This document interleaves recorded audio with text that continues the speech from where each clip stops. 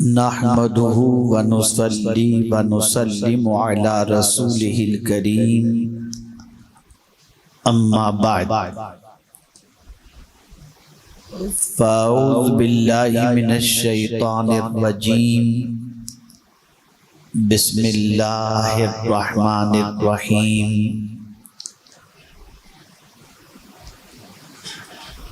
وعباد الرحمن الذين يمشون على الأرض هونا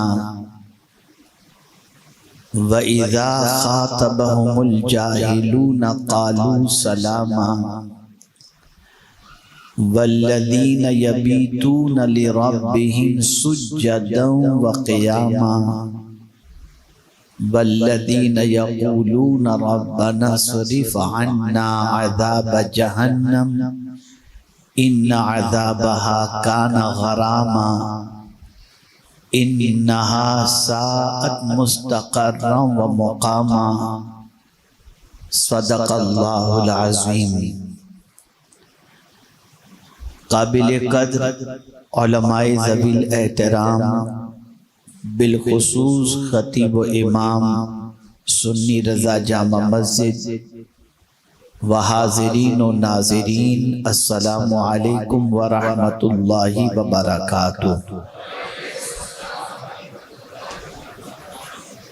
میرے پیارے آقا صلی اللہ تعالی علیہ وسلم کے پیارے دیوانوں، جن آیات کی تلاوت کا میں نے شرف حاصل کیا، اس سے متعلق کچھ معروضات پیش کرنے سے پیشتر آقا کریم رؤوف الرحیم علیہ التحیۃ والتسلیم کی بارگاہ بے کس پناہ میں جس طریقے سے میں پڑھاؤں، عقیدت و محبت میں ڈوب کر اسی طریقے سے درود و سلام کا نذرانہ پیش کریں۔ الصلاۃ والسلام علیک یا رسول اللہ،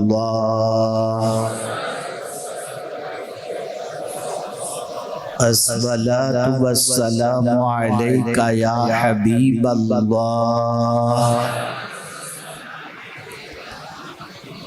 الصلاۃ والسلام علیک یا نبی اللہ، الصلاۃ والسلام علیک یا نور اللہ، وعلی آلک و اصحابک یا حبیب اللہ، صلی اللہ تعالی علیہ وسلم۔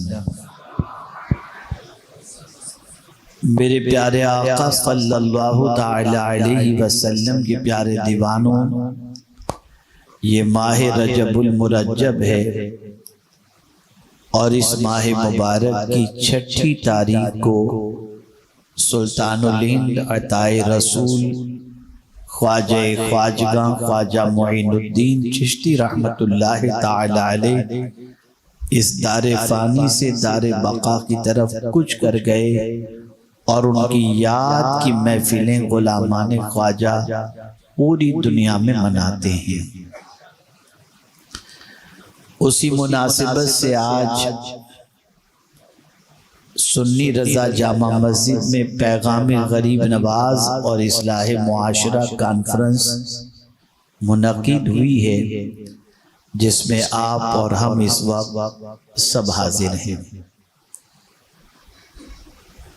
میں اگر آپ کے سامنے سلطان الہند خواجہ خواجگاں خواجہ معین الدین چشتی رحمت اللہ تعالی علیہ کی کرامتوں کا تذکرہ کروں تو آپ داد تو ضرور دیں گے، لیکن آپ میں اتنی طاقت نہیں ہے کہ آپ کرامت خود دکھا سکیں۔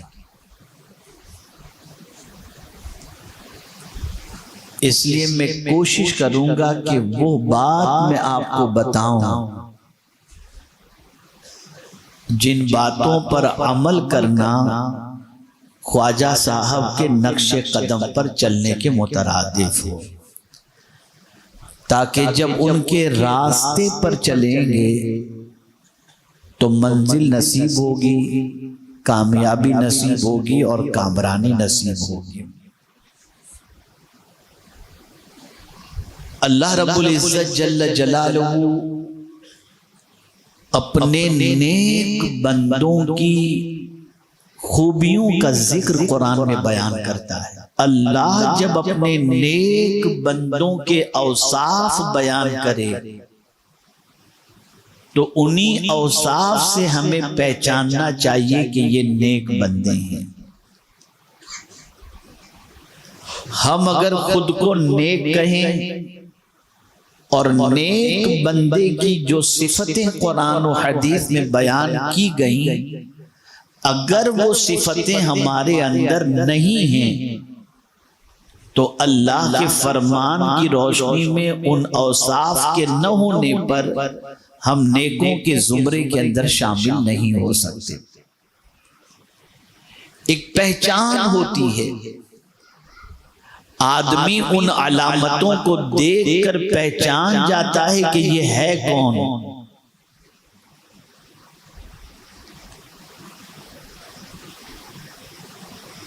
تو قرآن مقدس میں اللہ عز و جل نے سب سے پہلے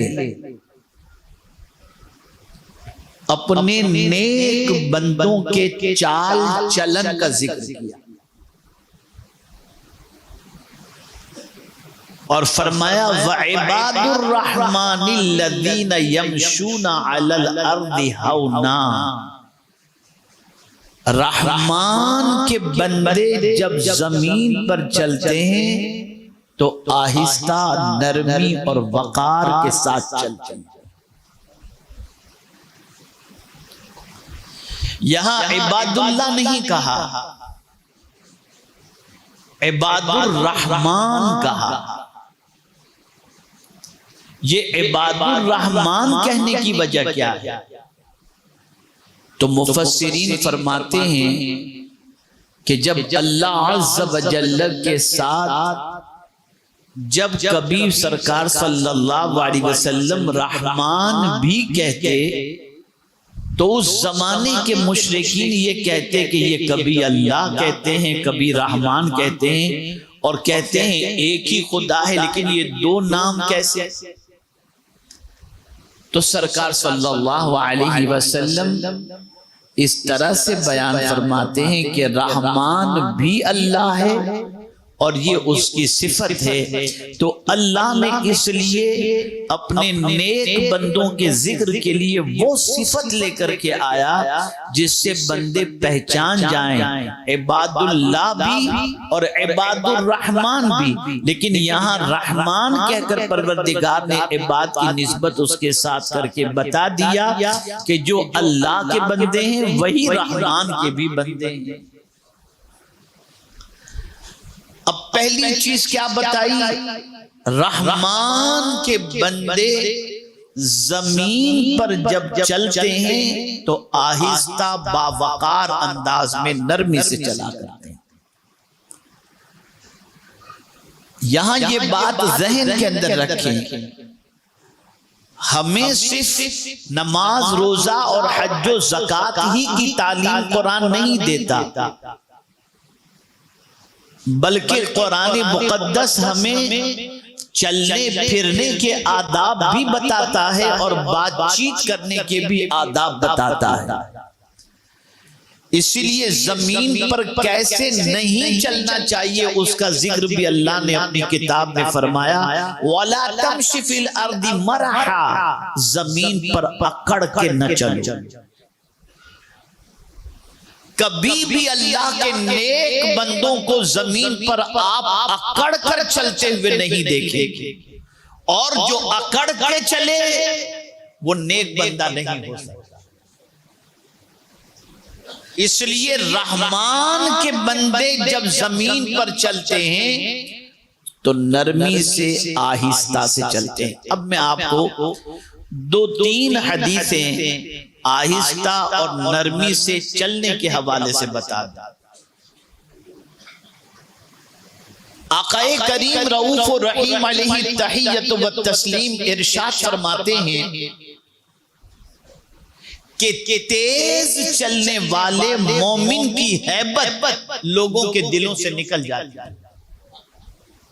یعنی اگر کوئی فاسٹ چلتا ہو اور ہو مومن تو اس کا ڈر، اس کی ہیبت لوگوں کے دلوں سے نکل جاتی ہے. لیکن اگر کوئی مومن باوقار انداز میں آرام سے اور وقار کے ساتھ چلتا ہو تو اللہ تعالیٰ اس کی ہیبت لوگوں کے دلوں میں پیدا فرما دیتا ہے.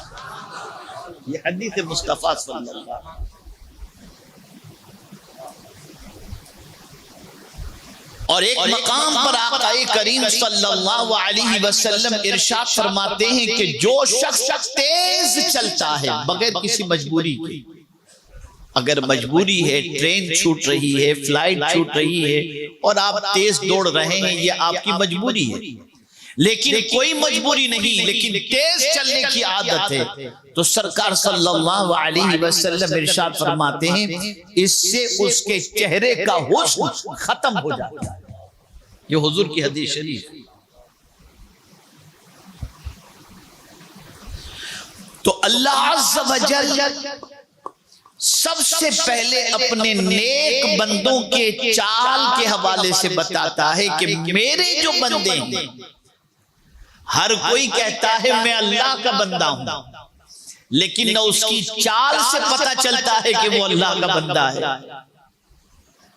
اس کی چال سے پتہ چلتا ہے کہ یہ نفس کا بندہ ہے، کہ نفس کہتا ہے ارے آہستہ کیوں یوں سینہ تان کے چلو، تو سینہ تان کے چلتا ہے.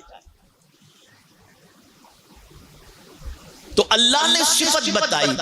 اسی لیے آقا کریم صلی اللہ علیہ وسلم جب بازار میں چلتے تھے تو سرکار صلی اللہ علیہ وسلم کو چلتے دیکھ کر اس زمانے کے کفار و مشرکین کہتے تھے یہ کیسے نبی ہیں کہ بازار میں چلتے ہیں. اب حضور بازار میں کیوں چلتے تھے؟ فی الاسواق کا لفظ قرآن شریف کے اندر آیا کہ سرکار بازار میں کیوں چلتے تھے، تو فرمایا گیا تاکہ غلام حضور کو چلتے دیکھ کر چلنے کا طریقہ سیکھ لیں. اور ایک اور وجہ بھی تھی، جو مشتاقان جمال نبوت ہیں، جو سرکار کے چہرے کی زیارت کے خواہش مند ہیں، جب حضور بازار سے نکلیں تو حضور کے دیدار سے مشرف ہوتے ہیں. اور یہاں سے یہ بات واضح طور پر بتا دی گئی کہ بازار میں کسی کام سے چلنا یہ بھی حضور صلی اللہ علیہ وسلم کی سنت مبارکہ ہے. چلنے کے حوالے سے کبھی بھی آپ اللہ والوں کو دیکھیں گے تو وہ بیچ میں نہیں چلتے. اللہ والے جب بھی چلتے ہیں کنارے چلتے ہیں، دائیں جانب چلتے ہیں. یہ بھی سرکار صلی اللہ علیہ وسلم کی سنت مبارکہ ہے. تو رحمان کے بندوں کی صفت پہلی اللہ عز و جل نے یہ بیان فرمائی کہ وہ زمین پر چلتے ہیں تو بڑے باوقار انداز میں آہستہ سے اور نرمی سے چلا کرتے ہیں. اب ظاہر سی بات ہے کہ جب بازار میں راستے میں چلیں گے تو صرف پڑھے لکھے ہی لوگ تو نہیں ہوں گے نا راستے میں، ان پڑھ بھی ہوں گے، دھکا بھی لگے گا. اور کیا بتایا جائے اس علاقے کا کہ ہم کو کبھی یہاں سے ٹرمینس سے باندر ٹرمینس سے ٹرین پکڑنی ہوتی ہے تو نہ پوچھے کوئی چلتا دکھائی نہیں دیتا، سب دوڑتے ہی دکھائی دیتے ہیں. اور رش آپ جانتے ہیں تو دھکے بھی لگتے ہیں، کسی کی گاڑی بھی ایک دوسرے کو لگ جاتی ہے. تو جو جاہل ہوتا ہے وہ جھگڑا کرنے اتر جاتا ہے، اور جھگڑے میں پھر ماں باپ کی وراثت میں اس کو گالی گلوچ ملی ہے تو پھر وہ اچھے جملے بھی استعمال نہیں کرتا. گھر میں ماں کو گالی دے کے دیتے دیکھا، باپ کو گالی دیتے دیکھا، تو باہر بھی ماں بہن کی گالیاں بکتا نظر آتا. لیکن جو رحمان کے بندے ہوتے ہیں، جب وہ راستے میں چلتے ہیں اور کوئی جاہل ان سے منہ ماری کرنے لگتا ہے تو یہ اس سے جھگڑتے نہیں، بلکہ قرآن کہتا ہے وَإِذَا خَاطَبَهُمُ الْجَاهِلُونَ قَالُوا سَلَامًا، جاہلوں سے کہتے ہیں بھائی جا اللہ تجھے سلامت رکھے، یہ کہہ کے جان چھڑا لیتے. یہ سلام ترک تعلق کا سلام ہے. اور یہاں سے یہ بات سمجھ میں آئی جو اللہ کا نیک بندہ ہوگا وہ جھگڑا فساد نہیں کرے گا، بلکہ جاہلوں کی عادت کا اس طریقے سے بائیکاٹ کرے گا کہ کہے گا بھائی تو تیرے راستے میں میرے راستے.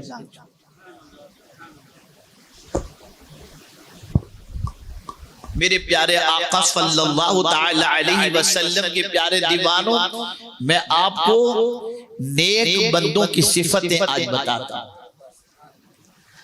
تاکہ یہ صفتیں اپنا کر نیک بندوں کے زمرے میں شامل ہو جائیں اور اللہ والوں کے نقش قدم پر چل کر کے ہی انسان جنت کا راہی ہو سکتا ہے اور جنت کا مسافر ہو سکتا ہے. تو پہلی چیز کہ جب بھی راستہ چلیں تو نرمی کے ساتھ، اسی کے ساتھ راستے میں اگر کوئی تکلیف دہ چیز موجود ہے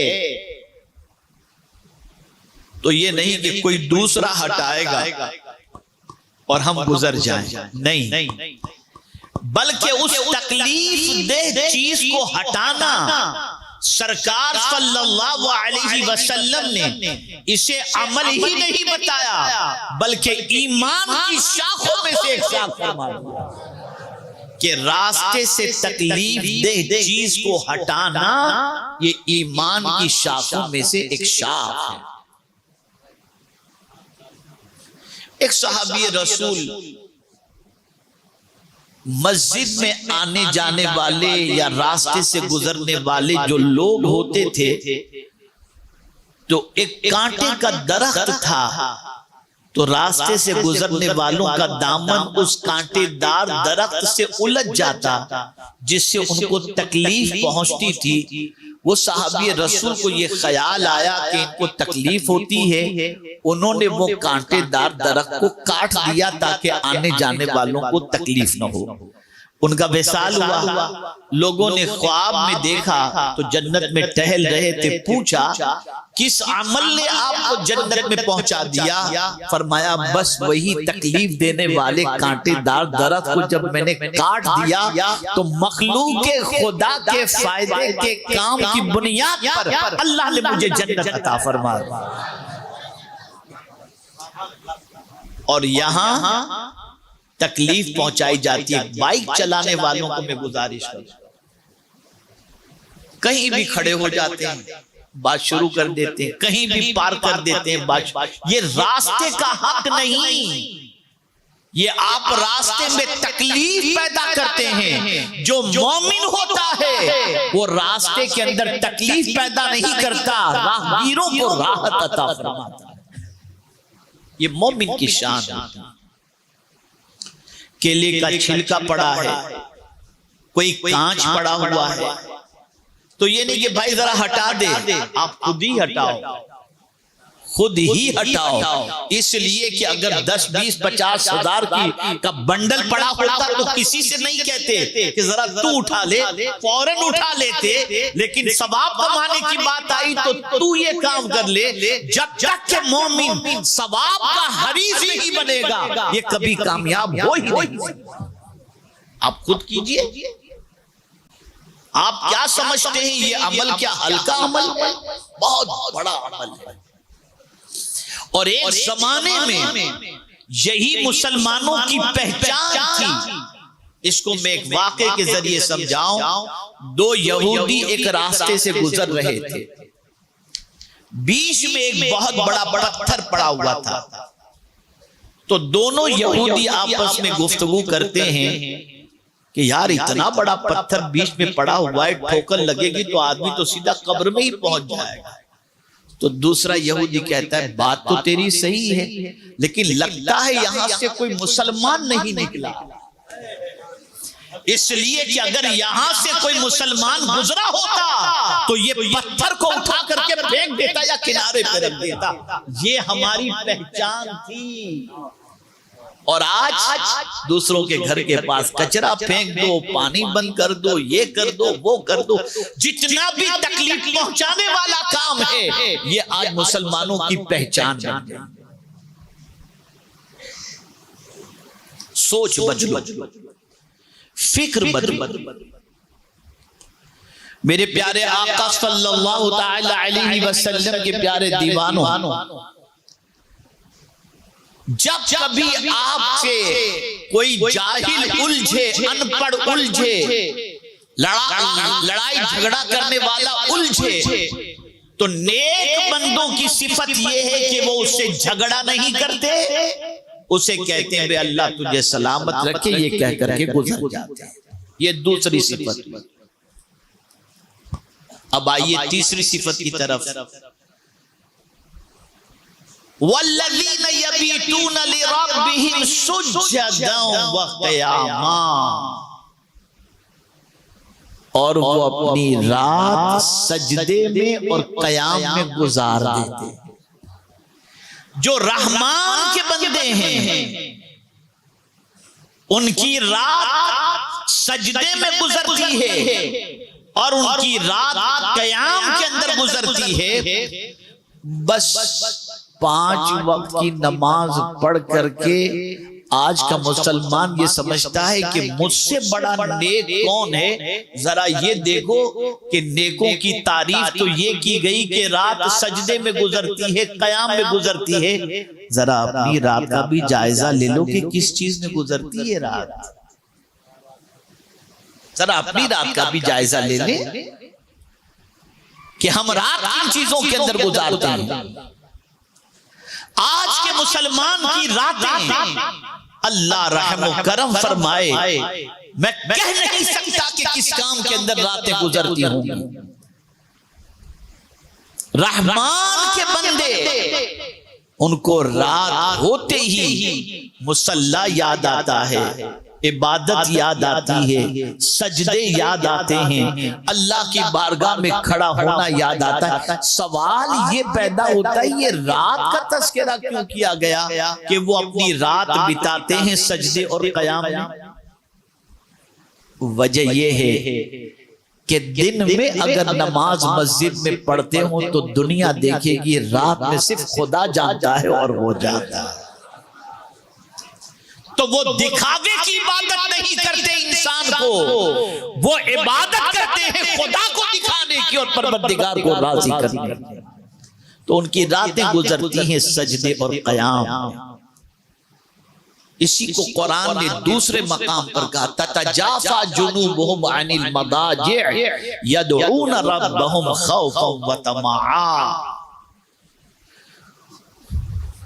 وہ اپنے پہلو جدا کر دیتے ہیں بستروں سے اور اپنے رب کو پکارتے رہتے ہیں روتے ہوئے بھی اور امید کے ساتھ, اور اپنی رات اللہ عز و جل کی عبادت و ریاضت میں گزارتے ہوئے نظر آتے ہیں. یاد رکھیں اور اچھی طریقے سے یاد رکھیں میرے پیارے آقا صلی اللہ تعالی علیہ وسلم کے پیارے دیوانوں, آپ اگر دیکھیں گے تو سب سے زیادہ راتیں ہی بڑی آپ کو ملیں گی, اس لیے کہ رات وہ ساعت ہوتی ہے جس میں بندہ خدا سے بہت قریب ہو سکتا ہے اور اسے قرب خدا کی دولت نصیب ہو جاتی ہے. اس لیے آپ دیکھیں اللہ عز و جل نے قرآن نازل کیا تو دن کا وقت نہیں فرمایا بلکہ فرمایا انا انزلناہ فی لیلۃ القدر, قدر والی رات میں قرآن کو نازل فرمایا.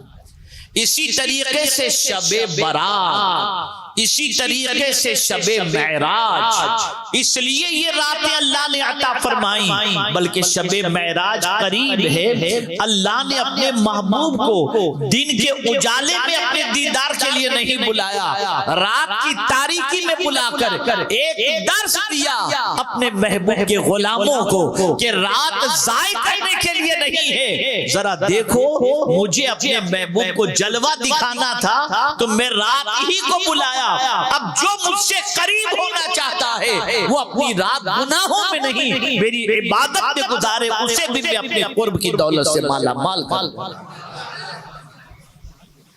رات گناہوں کے دھبوں میں اضافے کے لیے نہیں ہے، رات عیاشیوں کے اڈوں پر گزارنے کے لیے نہیں ہے، رات جوا اور شراب کھیلنے اور پینے کے لیے نہیں ہے، رات اللہ کی بندگی کے لیے ہے۔ یہی وجہ ہے کہ غوث پاک ہو، غریب نواز ہو، مخدوم مہائمی ہو، جتنے بھی بزرگوں کی زندگی اٹھا کر کے دیکھو کہ رات ہوتے ہی وہ اللہ عز و جل کی عبادت اور ریاضت میں مصروف ہو جائے۔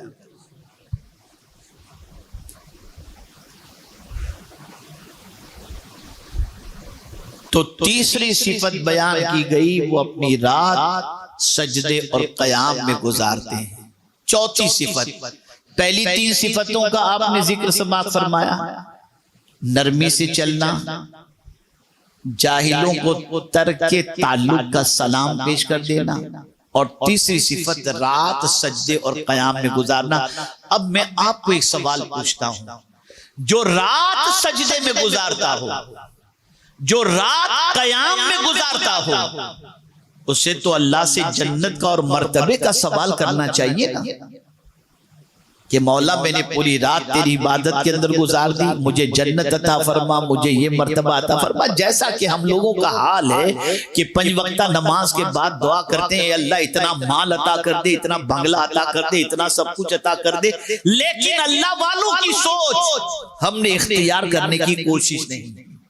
اللہ والوں کا حال یہ ہے کہ رات سجدے میں گزارنے کے باوجود، قیام میں گزارنے کے باوجود، جب دعا کرتے ہیں تو کیا دعا کرتے ہیں؟ ربنا اصرف عنا عذاب جہنم، اے ہمارے پروردگار جہنم کے عذاب کو ہم سے دور فرما۔ وہ نیکی کر کے جہنم کے عذاب سے بچنے کی دعا کرتے ہیں، اور آج کا مسلمان گناہ کر کے جنت کا سوال کرتا ہوا نظر۔ کتنے تعجب کی بات، اس لیے کہ اللہ والے ہمیشہ ڈرتے کہ جو بندگی ہم نے کی ہے پتہ نہیں بارگاہ سمدیت میں قبولیت کا درجہ رکھتی ہے یا نہیں رکھتی۔ ہم نے اللہ کی بندگی کا حق ادا کیا یا نہیں کیا؟ وہ عبادت کر کے اللہ سے ڈرتے، اور آج کا مسلمان گناہ کر کے بھی اللہ سے نہیں ڈرتا، اور نہ جہنم کا خوف اس کے دل کے اندر ہے۔ آپ کیا سمجھتے ہیں؟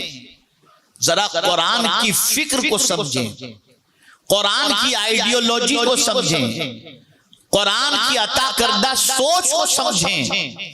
ہم جنت کا سوال تو اللہ سے کرتے ہیں، اور آج تو جنت میں جانے کے وظیفے یوٹیوب پر مل جائیں تو بندہ لگ ہی جاتا ہے اس کے اندر کہ چلو جنت مل جائے گا۔ لیکن ایک سوال توجہ سے سماعت فرمائیں۔ ایک راستہ ہے، مجھے آپ کے یہاں باندرا آنا تھا، تو ظاہر سی بات ہے کہ مجھے اگر اندھیری جانا ہے تو میں کہیں نہ کہیں سے ایسا روٹ پکڑوں گا نا کہ باندرا سے ہوتے ہوئے، کرلا سے ہوتے ہوئے، کہیں سے بھی ہوتے ہوئے میں وہاں تک پہنچوں۔ تو مجھے وہاں پہنچنا ہے تو اس راستے سے گزرنا پڑے گا جو راستہ وہاں تک مجھے پہنچاتا ہو۔ اگر میری بات سمجھتے ہوں تو جواب دیجئے گا۔ صحیح ہے؟ صحیح ہے؟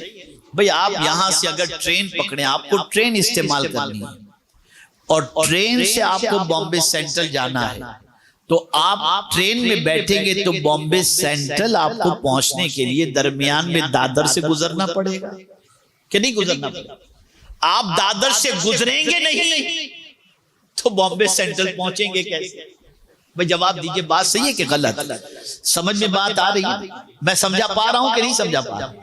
سمجھ شریف میں بات شریف آ رہی ہے نا آپ؟ ٹھیک ہے۔ اب جانا جنت میں ہے اور پل صراط سے گزرے بغیر جنت میں نہیں جاؤ گے، پل صراط سے گزرے بغیر جنت میں نہیں جاؤ گے۔ اب یہ پل صراط بنا کہاں ہے؟ جہنم کے اوپر، جہنم کے اوپر۔ تو پتا چلا پہلے وہاں سے بچنے کی کوشش کرو کہ کٹ کے جہنم میں نہ گر جائیں، کوئی پرابلم نہ آ جائے۔ اگر پرابلم آیا تو جنت تک نہیں پہنچیں گے۔ اس کو قرآن نے سمجھایا، یہ نہیں کہا کہ تم جنت میں داخل کر دیے گئے، نہیں، پہلے فرمایا فَمَنْ زُحْزِحَ عَنِ النَّارِ وَأُدْخِلَ الْجَنَّةَ فَقَدْ فَازَ، جو جہنم سے بچا لیا گیا اور جنت میں داخل کیا گیا، در حقیقت وہی کامیاب ہے۔ تو پہلے تو جہنم سے بچنے کی تو کوشش کرو۔ ہم جہنم سے بچنے کی کوشش نہیں کر رہے اور جنت میں جانے کی فکر کر رہے ہیں۔ قرآن نے تو کہا پہلے جہنم سے بچو۔ آپ دیکھیں قرآن کی دعاؤں کو، ربنا آتنا فی الدنیا حسنہ وفی الآخرۃ حسنہ، آگے پڑھیے، وقنا عذاب النار ہے نا، پھر آپ پڑھتے ہیں وادخلنا الجنۃ، پھر پڑھتے ہیں نا، لیکن پہلے تو نار سے بچنے کی دعا ہے نا۔ ہم کام کریں سارے جہنم میں جانے کے اور وظیفہ پڑھیں جنت میں جانے کے۔ ذرا سوچو، ماہ رمضان قریب ہے، ہم ماہ رمضان میں 4 رکعت تراویح کے بعد تسبیح پڑھتے ہیں کہ نہیں پڑھتے؟ جواب دیجئے، میں سمجھوں کہ یار میری بات آپ سمجھ رہے ہیں۔ پڑھتے ہیں نا؟ پڑھ کے سنا دیجئے، سبحان الملک القدوس، سبحان ذی الملک والملک، سبحان ذی العزت والعظمت والہیبت والقدرت والکبریاء والجبروت، سبحان الملک الحی الذی لا ینام ولا یموت، سبوح قدوس ربنا ورب الملائکۃ والروح۔ کیا پڑھتے ہیں؟ یہاں جنت کیوں نہیں مانگ رہے؟ یہاں جنت کیوں نہیں مانگ رہے؟ یہاں تو آپ تسبیح کے بعد یہ دعا کر رہے ہو، اے اللہ ہمیں آگ سے بچا لے۔ یہ دعائیں پڑھتے تو ہیں لیکن کھوپڑی کے اندر بات آتی نہیں ہے۔ سمجھو اسے، جب تک کہ جہنم سے بچا نہ لیے جاؤ جنت میں داخل نہیں ہو سکتے۔ اور اللہ والے سجدے کر کے بھی، قیام کر کے بھی، رات عبادت میں گزار کر کے بھی اللہ کی بارگاہ میں دعا کرتے ہیں، ربنا اصرف عنا عذاب جہنم، اے ہمارے پروردگار ہم سے جہنم کی آگ کو پھیر دے، جہنم کے عذاب کو پھیر دے۔ میرے پیارے آقا صلی اللہ تعالی علیہ وسلم کے پیارے دیوانوں، اعلیٰ حضرت عظیم البرکت امام عشق و محبت فرماتے ہیں کہ جو شخص یہ دعا کرتا ہو، اللہم اجرنا من النار یا اجرنی من النار، تو جہنم اللہ سے کہتا ہے، توجہ چاہوں گا، جہنم اللہ سے کہتا ہے، اے اللہ اس کو مجھ سے بچا، اس کو مجھ سے بچا لے۔ یعنی آپ سوچیں یہ دعا اللہ کو اتنی پسند ہے کہ اگر کوئی جہنم سے بچنے کی دعا اللہ کی بارگاہ میں کرے تو اس دعا کی تاثیر یہ ہے کہ جہنم خود کہتا ہے اے اللہ اس کو مجھ سے بچا لے۔ اسی کو اعلیٰ حضرت عظیم البرکت نے اس طریقے سے بھی جہنم کی طرف توجہ دلاتے ہوئے اس کے عذاب اور رسول رحمت کے آنسوؤں کی طرف توجہ دلاتے ہوئے اعلیٰ حضرت کہتے ہیں اللہ کیا جہنم اب بھی نہ سرد ہوگا، رو رو کے مصطفیٰ نے دریا باد۔ اور سرکار کا ذکر اٹھا کر کے دیکھیے تو حضور فرماتے تم جہنم کی طرف کود رہے ہو، دوڑ رہے ہو، جا رہے ہو، اور میں تمہاری کمر بند پکڑ کے کھینچ کے بچا رہا ہوں۔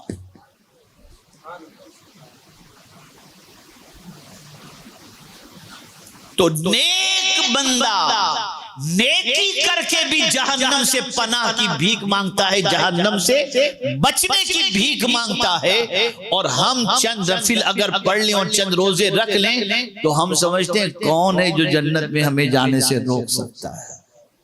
قرآن پڑھو، قرآن پڑھو۔ اللہ والوں کی یہ صفت رہی۔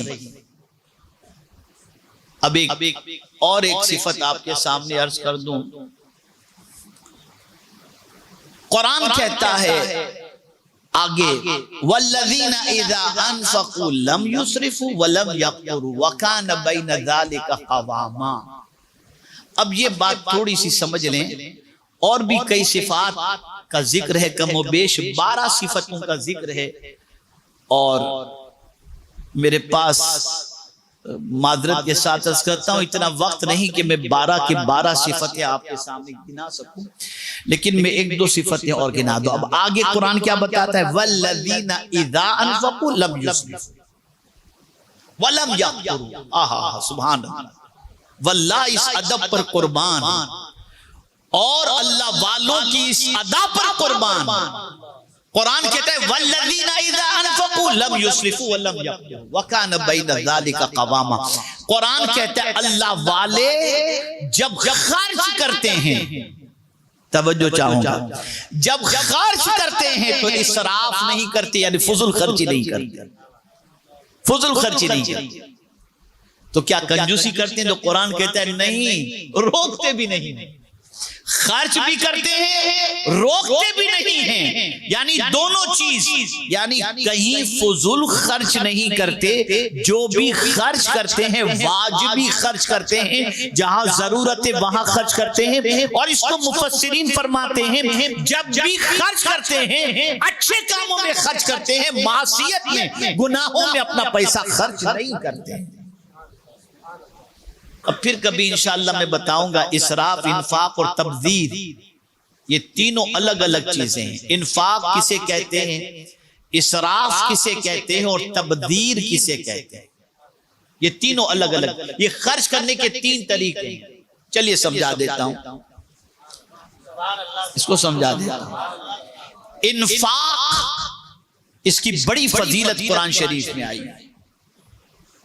جائز کمائی کو جائز کاموں میں خرچ کرنا، یہ ہے انفاق، اور اس کی فضیلت یہ ہے کہ الذین ينفقون اموالهم باللیل والنہار سرا وعلانیہ فلہم اجرہم عند ربہم ولا خوف علیہم ولا هم یحزنون، کہ جو رات میں دن میں دکھا کر چھپا کر اللہ کی راہ میں خرچ کرتے ہیں، ان کے لیے اللہ کے پاس اجر بھی ہے، اور انہیں نہ کوئی خوف ہوگا نہ کوئی غم ہوگا۔ یہ ہے انفاق۔ اسی پر صرف انفاق کو میں کھولنے لگوں تو یہ بھی ایک لمبا، لیکن صرف 3 چیزوں خرچ کرنے کے 3 طریقے، انفاق، اسراف اور تبذیر۔ انفاق کسے کہتے ہیں؟ جائز کمائی کو جائز کاموں میں خرچ کرنا، یہ کیا ہے؟ بولیے انفاق، اور اس کی فضیلت قرآن شریف کے اندر ہے، اس کا ثواب بے پناہ۔ اسراف کسے کہتے ہیں؟ جائز کمائی کو فضول کاموں میں خرچ کرنا، ایسے کاموں میں خرچ کرنا جس پر کوئی ثواب نہیں ہے۔ اب آپ دیکھیں آج کے دور کے اندر اسراف کا حال یہ ہے کہ العیاذ باللہ، شادی کو لے لیجئے آپ، ٹھیک ہے چھوٹا موٹا ڈیکوریشن کرتے ہیں خوشی کے موقع پر، کوئی پرابلم کی بات نہیں، لیکن کل میرے ایک ساتھی نے مجھے بتایا کہ ایک شادی ابھی کچھ دنوں پہلے ہوئی ہے جس میں کھانے کی ڈش ایک آدمی کی 10,000 روپے کی تھی۔ اب وہ طریقہ کیا تھا؟ ٹیبل پر بیٹھنے والے کو ٹیپ دے دیا جاتا، اور اس ٹیپ کے اندر ساری آئٹمز لکھی ہوتی، اگر پانی پوری کھانی ہے تو 25 قسم کی پانی پوری، कैलाश की खानी है, पर्वत की खानी है, चौपाटी की खानी है, कहाँ की खानी, जितने भी पानी पूरी वाले स्टैंडर्ड थे उनका नाम। आप बटन दबा देंगे आपका बुक हो जाएगा, थोड़ी देर के बाद वो पानी पूरी लेकर के। ये सब ये इसराफ है, ये फुजुल खर्ची। इसमें कौन सा सवाब? फिर खाकर फेंक देना, अल्लाह अकबर। इसको गौर से सुनिएगा। उम्मुल मोमिनीन हजरत आयशा सिद्दीक़ा रज़ियल्लाहु ताला अन्हा फरमाती हैं, आक़ाए करीम सल्लल्लाहु अलैहि वसल्लम घर में तशरीफ लाए, रोटी का एक टुकड़ा घर में पड़ा हुआ था। सरकार सल्लल्लाहु अलैहि वसल्लम आते ही उस रोटी के टुकड़े को उठाते हैं, साफ करते हैं, और सरकार ने तनावुल फरमाते हुए उम्मुल मोमिनीन हजरत आयशा सिद्दीक़ा रज़ियल्लाहु ताला अन्हा से फरमाया, हुमैरा, ये इज्जत वाली चीज है, जब किसी घर से चली जाती है तो पलट कर नहीं आती, इसलिए इसका एहतराम करो।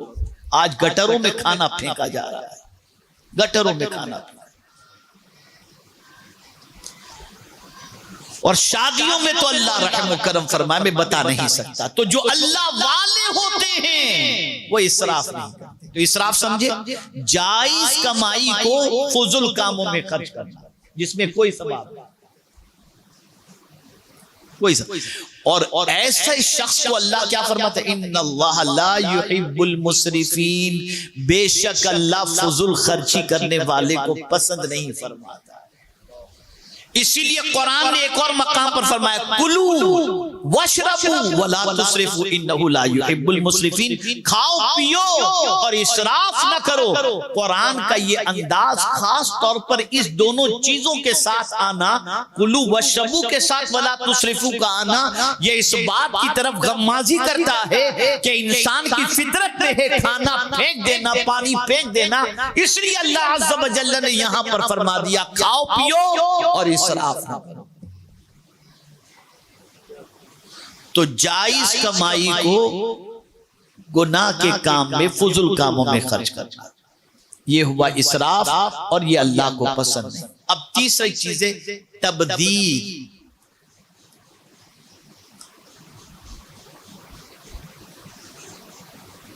इसमें दो कौल मिलते हैं। एक कौल ये है कि हराम कमाई को हराम काम में खर्च करना, और एक कौल ये है कि जायज कमाई को हराम कामों में खर्च करना। जायज कमाई को हराम कामों में खर्च करना, बड़ी माजरत के साथ मैं किसी पर टॉन्टिंग नहीं कर रहा हूं, लेकिन मैं अपनी पुरानी यादों को सामने रखते हुए जो तजर्बा है उस तजर्बे को बताता हूं कि जैसा मैंने लोगों में देखा था। बहुत सारे कारीगर ऐसे भी थे जो शनिचर तक मेहनत करते और शनिचर को रात को जब मजदूरी मिलती, पैसा मिलता, तो चले जाते हराम काम करने। एक दौर था ऐसा, सुनते थे। फिर हमने कारखानों में अल्लाह ने तौफीक दी और मेहनत शुरू की, तो अब अल्लाह के फजल व करम से ऐसी कोई बात सुनने को नहीं मिलती। तो जायज कमाई को हराम कामों में खर्च करना, यह है तब्दीर। अब ऐसा अगर कोई करे तो कुरान इसको किस खाते में जमा करता है? कुरान कहता है, इन्नल मुबद्दिरीन कानू इखवानश शयातीन, ये जायज कमाई को हराम कामों में खर्च करने वाला शैतान का भाई है, शैतान का भाई, ये कुरान कहता है। अब सवाल ये पैदा होता है, थोड़ी सी तवज्जो जाओ, सवाल ये पैदा होता है, कमाई हमने की, मेहनत से हमने कमाया, हम जो चाहे करें। आदमी कह सकता है कि मैंने मेहनत की है, मैंने रातों दिन पैसा कमाया है, मैंने धूप नहीं देखी, छांव नहीं देखी, और मेरा पैसा मैं खर्च नहीं करूं। तो अल्लाह फरमाता है, मेरे बंदे, माल भी मेरी अमानत है और जान भी मेरी अमानत है। तेरे पास जो कुछ है तेरा खुद का नहीं, मेरा दिया हुआ है, ये मेरा दिया हुआ है। और ये बात भी जहन में रखना कि मैं जिसको चाहूं उतना अता करूं। अगर कोई ये समझे कि मेरी अक्ल से मैंने इतनी दौलत कमाई है, नहीं, बहुत सारे अक्ल वाले पता नहीं कहां कहां बेचारे घूमते हैं। تو زیادہ روزی کا ملنا یا کم روزی کا ملنا یہ انسان کے اختیار کی بات نہیں. قرآن نے کہا اللہ یبسط الرزق لمن یشاء ویقدر، اللہ جس کی چاہتا ہے روزی کشادہ کر دیتا ہے اور جس کی چاہتا ہے روزی تنگ کر دیتا ہے. یہاں قدر کے معنی تنگی کے ہیں، اور لیلۃ القدر جو کہتے ہیں اس کا معنی جانتے ہیں آپ؟ قدر کے معنی تو تنگی کے ہوتے ہیں. تو ہمارے یہاں کہا جاتا ہے قدر والی رات، لیکن مسئلہ یہ ہے کہ اسے قدر والی رات تو ہے ہی، لیکن قدر کے معنی تنگی کے ہوتے ہیں. تو لیلۃ القدر کو آسمان سے فرشتے اتنے زمین پر اترتے ہیں کہ زمین تنگ ہو جاتی ہے، پیر رکھنے کی بھی جگہ نہیں، اس لیے اس کو لیلۃ القدر کہتے ہیں. تو فضول خرچی کرنے والا، حرام کاموں میں پیسہ خرچ کرنے والا، یہ شیطان کا بھائی ہے.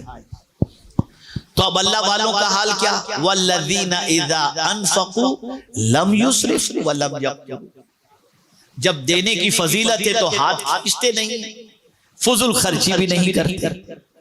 اللہ والے لٹاتے ہیں، اور چونکہ وہ سنت رسول صلی اللہ علیہ وسلم کے پیروکار ہوتے ہیں، اور حضور کی سنت بھی یہ ہے مانگنے والوں کو محروم نہ رکھا جائے. اس لیے اللہ نے اپنے نیک بندوں کی صفت بھی جب بیان فرمائی تو یوں فرمائی وَمِمَّا رَزَقْنَاهُمْ يُنْفِقُونَ، کہ ہم نے جو ان کو روزی عطا کی وہ ہمارے نام پہ خرچ کرتے ہیں. آج کا انسان تھوڑا سا بے وقوف ہے، بودی سوچ ہے، مکمل شیطان نے کھوپڑی پہ کنٹرول کر لیا ہے، سوچتا ہے اللہ کے نام پہ دوں گا تو کم ہوگا. بے وقوف ہو تو، بے وقوف. اللہ کے نام پر دینے سے کبھی کم نہیں ہوا، کبھی کم نہیں ہوا اور نہ کبھی کم ہوگا. اس لیے کہ اللہ کا وعدہ سچا ہے، من جاء بالحسنۃ فلہ عشر امثالھا. خیر اب سمجھئے اس کو. تو اللہ کے جو نیک بندے ہوتے ہیں وہ فضول خرچی بھی نہیں کرتے اور ہاتھ بھی روک کے نہیں رکھتے. تو کرتے کیا ہے؟ وَقَانَ بَيْنَ ذَلِكَ قَوَامًا، اعتدال کی راہ اپناتے ہیں، دیتے بھی ہیں اور اپنے لیے رکھتے بھی ہیں. اتنا بھی نہیں دے دیتے کہ کل خود کو مانگنے کی ضرورت پڑ جائے، اور اتنا بھی خود کے پاس نہیں رکھتے کہ بخیلوں کی فہرست میں شامل ہو. اس کو ذہن میں رکھیں، اس کو حدیث شریف سے سمجھاؤں. حضرت سعد رضی اللہ تعالیٰ عنہ نے سرکار صلی اللہ علیہ وسلم کی خدمت میں عرض کیا یا رسول اللہ صلی اللہ تعالیٰ علیہ وسلم، میں چاہتا ہوں کہ میرے پاس جو کچھ ہے میں اللہ کے نام پر اسے خرچ کر دوں، دے دوں. سرکار اس کے سلسلے میں آپ کیا فرماتے؟ آقا کریم صلی اللہ علیہ وسلم نے فرمایا 1/3 اللہ کے نام پر دو. کتنا دو؟ بولیے 1/3 اللہ کے نام پہ دو. اس لیے آگے حضور فرماتے ہیں جس کا مفہوم آقا کریم صلی اللہ علیہ وسلم فرماتے ہیں اس لیے کہ اپنے بچوں کو اس حال میں چھوڑ کر کے مرنا کہ وہ لوگوں سے مانگ کر اپنی ضرورت پوری کریں، اس سے بہتر ہے کہ ان کے لیے اتنا چھوڑ کے جاؤ کہ وہ اپنی زندگی کو خوشی سے گزار. تو یہاں سے اعتدال کی راہ سمجھ میں آئی. نہ سب لٹا دو اور نہ ہاتھ کو کھینچ کے رکھو. میرے پیارے آقا صلی اللہ تعالی علیہ وسلم کے پیارے دیوانوں، اسی لیے اللہ والوں کے دینے کا حال یہ ہوتا ہے زمین کے اوپر ہوتے ہیں تب بھی دیتے ہیں، اور زمین کے اندر ہیں تب بھی دیتے ہیں، دے رہے. نعرہ تکبیر، نعرہ رسالت، سنی دعوت اسلامی.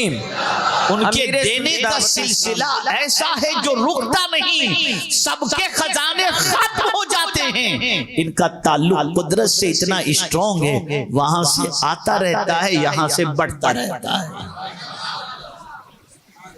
یہ اللہ والوں کی صفت ہے. اور بھی بہت ساری صفتیں قرآن مقدس میں ان کی بیان کی گئیں. اب یہاں سے آپ ان صفات کو غریب نواز کی زندگی کے اندر آپ دیکھیں تو آپ کو پتا چلے گا کہ سلطان الہند کیسے رحمان کے نیک بندے تھے، کہ جتنی نیک بندوں کی صفتیں قرآن میں موجود ہیں، اگر ان ساری صفتوں کے پیکر کو دیکھنا ہے تو اولیاء کی زندگی اٹھا کر دیکھو، اور اولیاء کے اندر بھی خواجہ غریب نواز کی حیات طیبہ کو آپ دیکھ سکتے ہیں۔ اب بات کلیئر ہو گئی کہ ہم جس سے محبت کرتے ہیں اس کے راستے پر چلنا یہ ہماری ذمہ داری بن جاتی ہے، خالی اس کے نام کی نیاز کھانے کی ذمہ داری نہیں ہے۔ ہم تو کیا کرتے ہیں، کیا بٹ رہا ہے آج، کیا کھانا، کیا نیاز ہے، العیاذ باللہ۔ یہ پیٹ ہے جو بھرنے کا نام ہی نہیں دیتا، یہ پیٹ ہے جو بھرنے کا نام نہیں لیتا۔ تو سوچ بناؤ، فکر بناؤ کہ اولیاء کرام کے راستے پر چلیں گے، ان کے نقش قدم پر چلیں گے۔ اگر ان کے راستے پر چلے تو پھر ہوگا کیا؟ پھر اللہ عز و جل جنت کا مسافر بنا دے گا، اور پروردگار قیامت میں ان اللہ والوں کو جہاں رکھے گا ان کے قدموں میں ہمیں بھی جگہ عطا فرمائے گا۔